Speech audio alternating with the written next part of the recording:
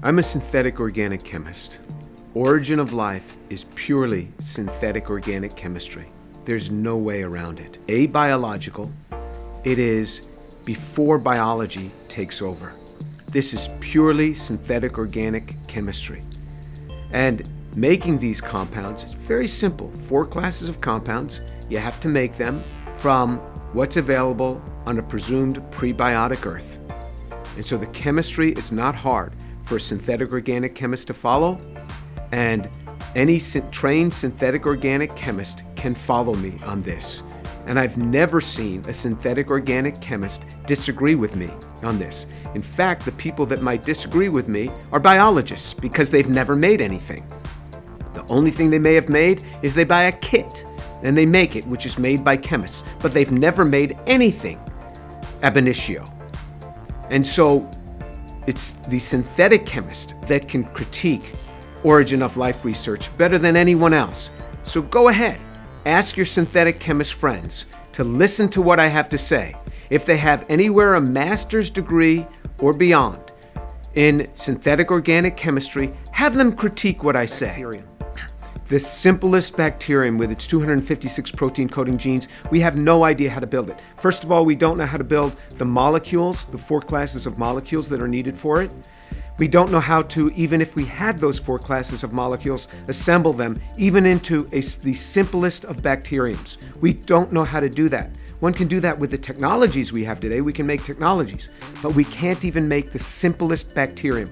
Anybody who would say something contrary does not know what they are talking about. Show me the demonstration. Nobody has ever done it. And it's not because of lack of effort. It's not because of lack of will. First of all, they haven't been able to get the molecules to do this. And if they could make the molecules, even if we were to give them the molecules, they wouldn't have the information. There would be no inherent information in the DNA. But even if we gave them the DNA in the structure that they wanted, they wouldn't know how to put all the components together because of the sophistication within a cell. The interactomes, meaning that the interacting connectivity between the molecules, the van der Waals interactions, all of these have to be in the right place and in the right order for a cell to function. We don't even know how to define life, let alone knowing how to spark it to begin. One will see some prehistoric pond and molecules, and those molecules coming together and forming a cell, and those cells coming together and some slithering creature coming out of this pond. That is fallacious. There is no truth in that. We don't even know how to make the molecules.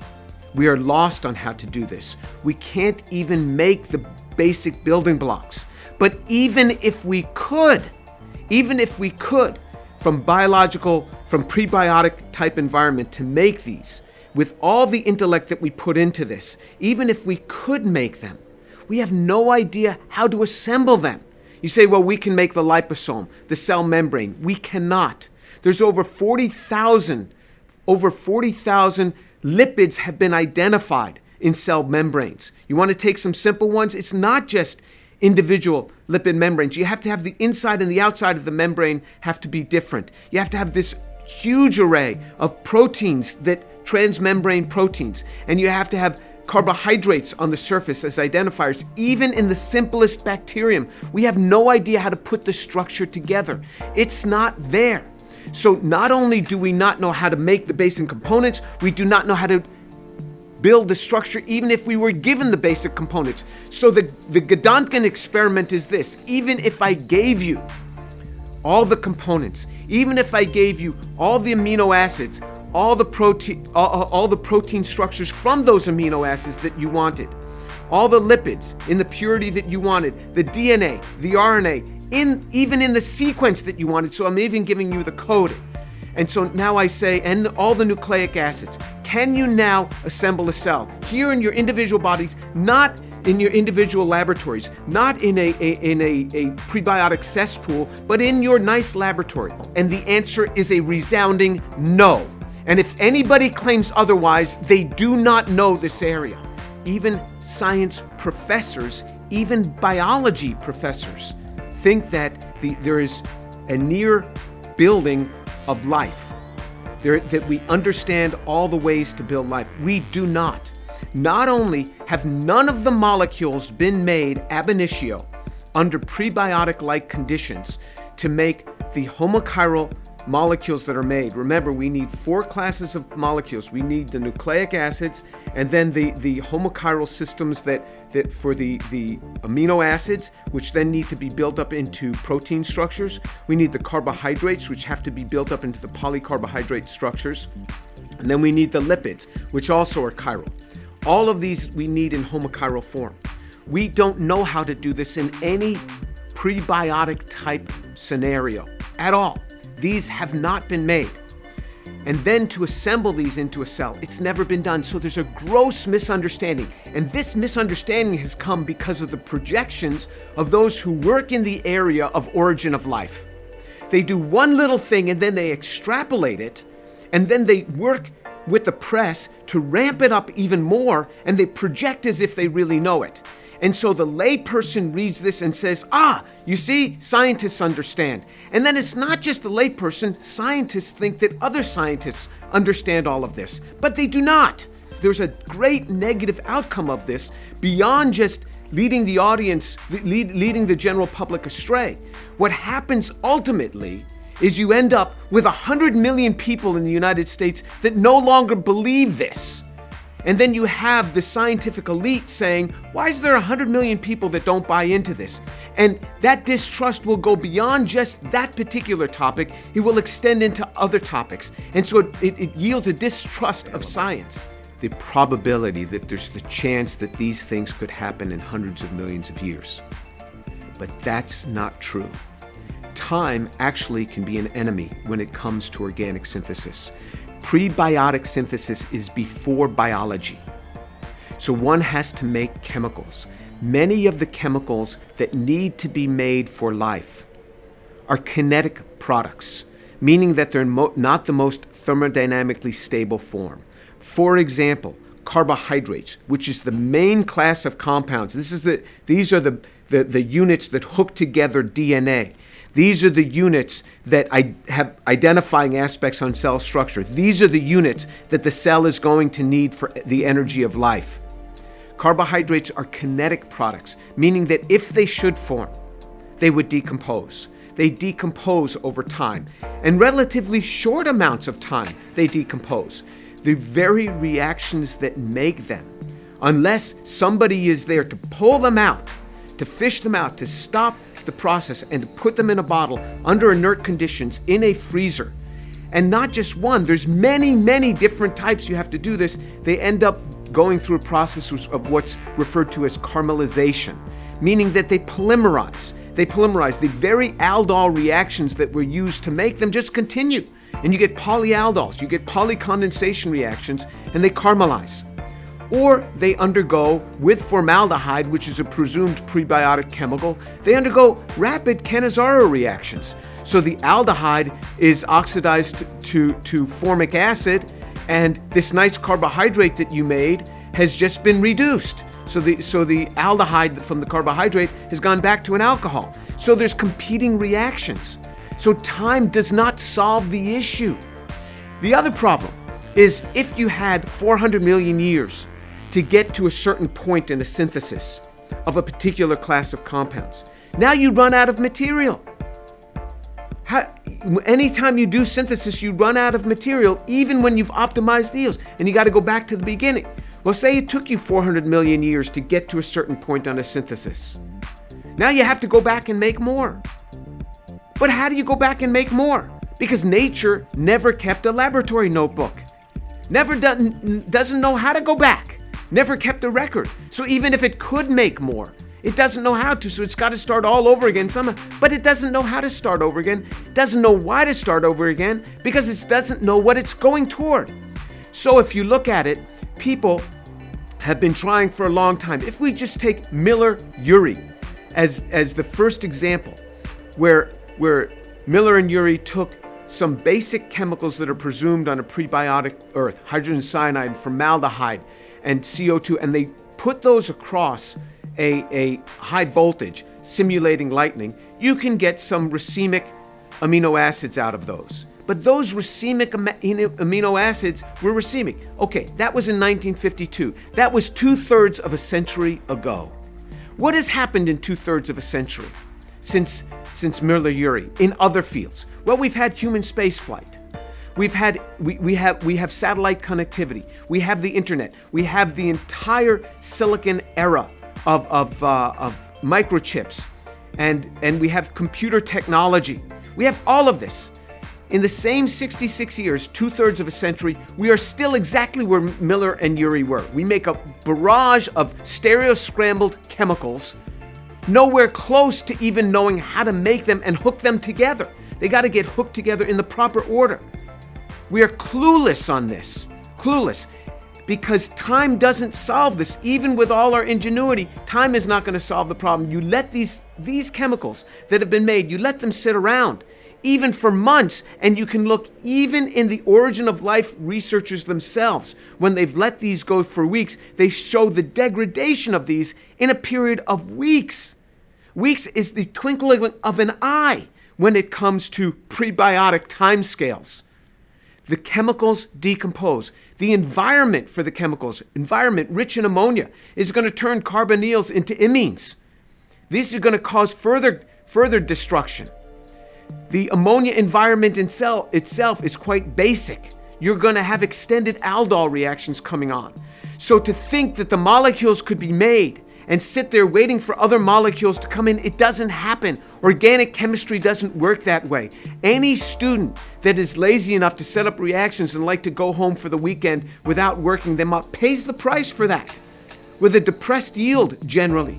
As soon as the reactions are done, or as soon as what you want is the optimized yield, you have to stop that reaction, get it away from the starting materials, or else what happens is it goes on to polymerized product. Especially when you're making kinetic products, which is not the thermodynamically most stable product, which is exactly what you get in many of the chemicals that are needed for life. So time is actually the enemy. The vast majority of the chemical building blocks are chiral, which means that they have a non-superimposable mirror image, just like our hands. The left hand and the right hand are non-superimposable mirror images. They're mirror images, but they can't be superimposed, and that's why a left-handed glove doesn't fit on the right hand. The vast majority of biological molecules are handed like that. To make them handed is difficult. We know how to do that in synthetic chemistry. It's never easy. Using prebiotic environment, it's never been successful. Some have said, well, this could happen on a chiral crystal. One can get small enhancements, but not nearly what you need, and it's never been demonstrated, even with all the intellect that people have put behind trying to do this with chiral crystals and chiral layered environments and chiral clay environments. The chemicals that are needed for life are more than just carbon and water. The structures that are needed, one needs the amino acids. The amino acids then have to hook together to form proteins. It's not easy to get amino acids to hook together. One can get very small amounts if you just add a catalyst to it, but the yields are extremely low. There are many activation steps that are needed to get this efficiently. In nature, in biology, once you have life, this is all done with nature's little nanomachines called enzymes. But what we're talking about is prebiotic, long before enzymes themselves are made, and the enzymes themselves are made out of the amino acids and proteins. Then after we have the amino acids, we've got to have the carbohydrates. The carbohydrates are another class of molecules. And then you have to hook the carbohydrates together. The carbohydrate hooking together pattern is extremely complex. Just the carbohydrate, the simple carbohydrate, D-mannose. If you just make 6 units of that D-mannose, that D-mannose can be hooked together in over 1 trillion different combinations, depending on how they're branched and what the constitution is of the primary linkage point.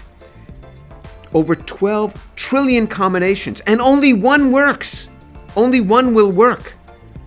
How do you get that? Now, you also have to have the lipids.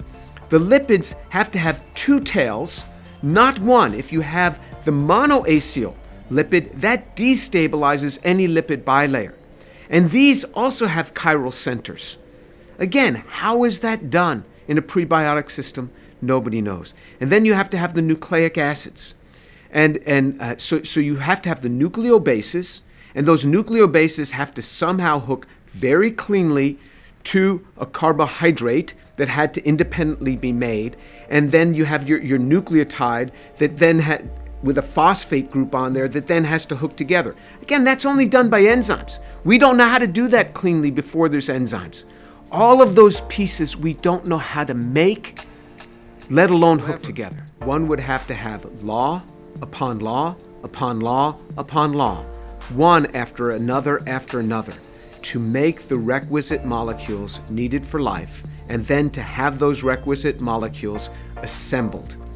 Because even if one had the molecules, which is very hard to do, how do you do the assembly? We don't know how to do that.